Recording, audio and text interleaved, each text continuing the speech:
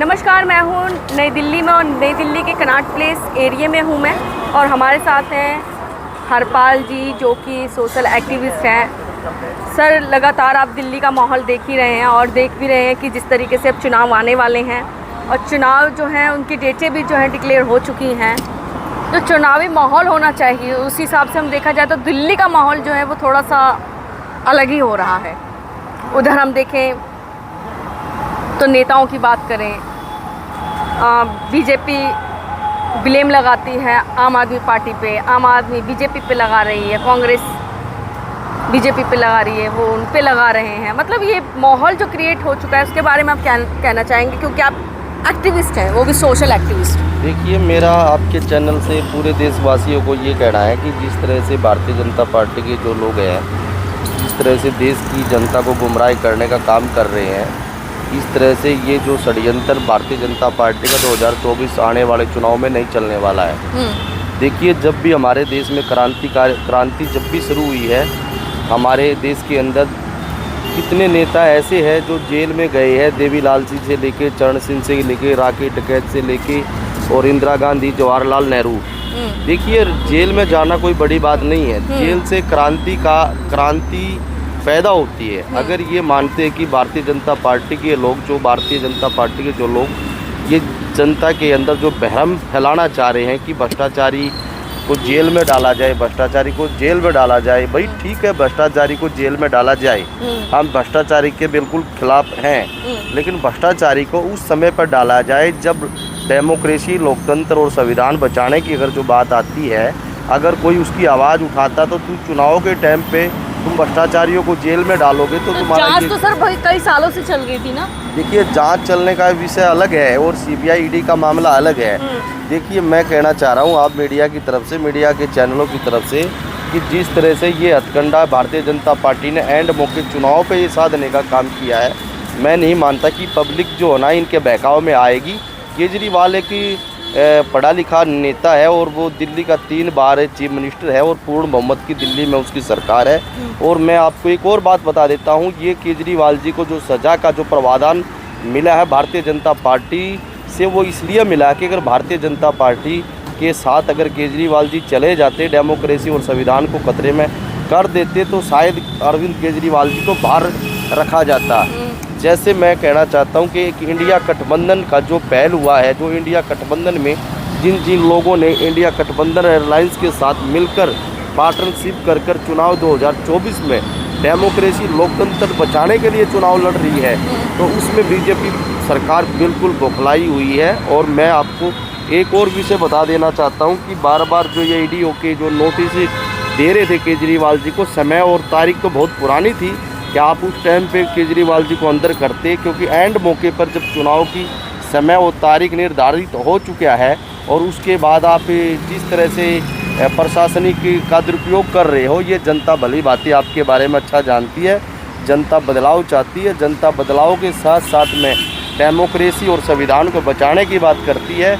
इसलिए इंडिया गठबंधन अब की बार इतना मजबूत है कि आप देखना आने वाला 2024 का जो चुनाव, जो जून में रिजल्ट आएगा, भारतीय जनता पार्टी को इस देश की जनता उखाड़ फेंकने का काम करेगी। लेकिन कह रहे हैं कि वो जो है लोगों के लिए बहुत अच्छा काम कर रही है भारतीय जनता पार्टी, विकास जो है बहुत आगे बढ़ चुका है।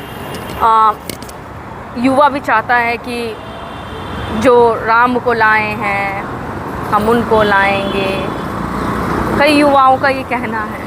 देखिए, राम को लाएंगे, हम उन्हीं को लाएंगे, ये जुमला जो है ना भारतीय जनता पार्टी का जो है ना चलने वाला नहीं है। आप देश के अंदर एजुकेशन चाहिए, देश के अंदर डिग्री कॉलेज चाहिए, देश के अंदर स्वास्थ्य चाहिए, देश के अंदर फ्री शिक्षा चाहिए। देश की जनता इस पर सवाल पूछना चाहती है।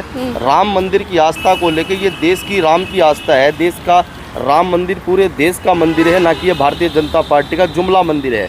मैं आपको बताना चाहता हूँ, भारतीय जनता पार्टी के जो लोग कहते हैं कि राम मंदिर हमने बनवाया, हम ये कहते हैं कि राम मंदिर आपने बनवाया, हम आपका स्वागत करते हैं, लेकिन ये पहले बताइए देश की जनता को राम मंदिर का ताला किसने खुलवाया था।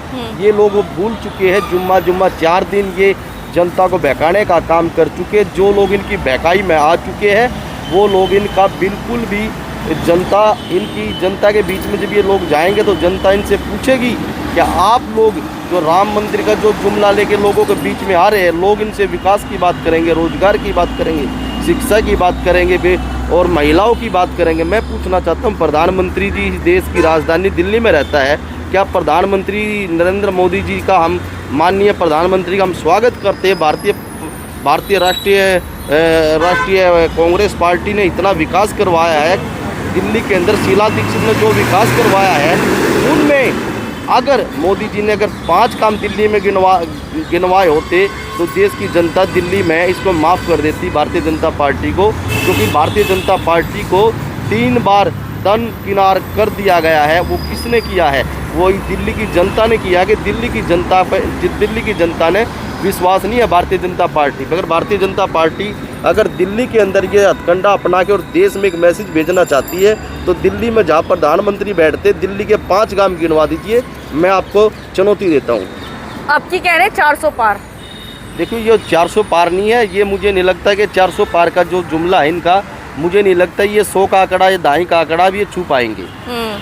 लेकिन कॉन्फिडेंस तो पूरा है उनको। देखिए कंपटीशन अच्छी बात है, अगर वो अपना कंपटीशन कर रहे हैं। नहीं, कॉन्फिडेंस पूरा है, कह रहे हैं कि हमने विकास किया और हम विकास के नाम पर हमें वोट जरूर मिलेगा। देखो विकास के नाम पर वोट मिलेगा, लेकिन देश की जनता वोट डालेगी। सारे लोग तो भारतीय जनता पार्टी के बटन नहीं दबाएंगे, ईवीएम पर जाकर वोट नहीं डालेंगे। ये देश के गरीब, दबे थे, पिछले, दलित, आदिवासी, जो देश की माइनॉरिटी, जो गरीब लोग हैं, वही देश का भाग्यता फैसला करेंगे। आपको क्या सवाल? ईवीएम के लिए क्या कहेंगे? देखिए ईवीएम का लेकर मैं इस पर कुछ ज़्यादा टिप्पणी नहीं करना चाहूँगा। ईवीएम को लेकर ठीक है, अगर ईवीएम का अगर ये डेमोक्रेसी में अगर दुरुपयोग करते हैं जहाँ जिस स्टेटों में, अगर ईवीएम पर अगर कहीं पे भी अगर कोई हथकंडा इन्होंने अब की बार दोबारा दोहराया तो मैं ये बताना चाहता हूँ, ये भारतीय जनता पार्टी ने ईवीएम का जो हथकंडा जगह जगह अपनाने का बार बार प्रयास किया है। अब की बार इनका ये जुमला ईवीएम का नहीं चलेगा। जनता मशीनों को उखाड़ के और फेंक देगी, क्योंकि बैलेट पेपर पर ही चुनाव करवाना पड़ जाएगा। अगर ऐसी हालात अगर ईवीएम में दोबारा से गड़बड़ पाई तो ये देश की जनता इसका फैसला ले लेगी। अब की बार जनता के लिए क्या संदेश रहेगा?